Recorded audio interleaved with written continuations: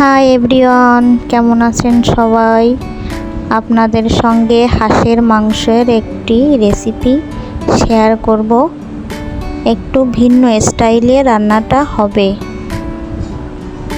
এটা রান্না করার জন্য প্রথমে হাঁসের মাংস কেটে ধুয়ে পরিষ্কার করে একটা পাত্রে রেখে ম্যারিনেট করতে হবে। আমি যে কড়াইয়ে রান্না করব ওটাতেই ম্যারিনেট করছি।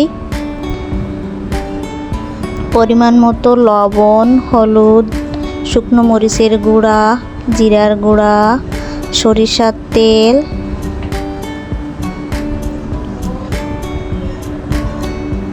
কয়েকটি গোটা রসুন, এক পিস আলু 4 টুকরা করেছিলাম, কয়েকটি রসুনের কোয়া থেতলে দেওয়া, বাটা মশলা, গরম মশলা আমি বেটে রেখেছিলাম আগে থেকে, সেটা একসঙ্গে দিয়ে ভালোভাবে মাখিয়ে কিছুক্ষণ ঢাকা দিয়ে রেখে দিব। বাটা মশলাটি আমি আগে থেকেই তৈরি করে নিয়েছিলাম। জিরা, গোলমরিচ, এলাচ, দারুচিনি, পোস্ত ভিজিয়ে ব্লেন্ড করে পেস্ট করে আমি রেখে দিয়েছিলাম। এখন রান্নাটি শুরু করব। প্রথম দিকে গ্যাসের আঁচ তুলনামূলকভাবে কম থাকবে। এভাবেই কিছুক্ষণ কষাতে থাকব।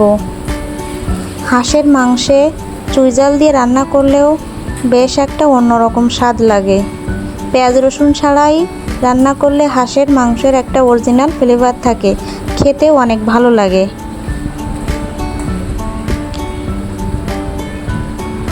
আমি আগে থেকেই গরম জল করে রেখে দিয়েছিলাম। মাংস কষানোর সময় কিছুক্ষণ ঢাকা দিয়ে একটু কষিয়ে নিব। এরপর ঢাকনাটা উঠিয়ে ভালোভাবে নেড়ে চেড়ে দিব বা আরও কিছুক্ষণ কষাবো। এ সময় অনেকটা সিদ্ধ হয়ে যাবে। কিছুক্ষণ সময় নিয়ে কষাতে হবে, তাহলে মাংসের ভিতর পুরোটা মশলা যাবে, খেতেও অনেক ভালো লাগে। এরপর সেই গরম করে রাখা জলটুক দিয়ে দিব।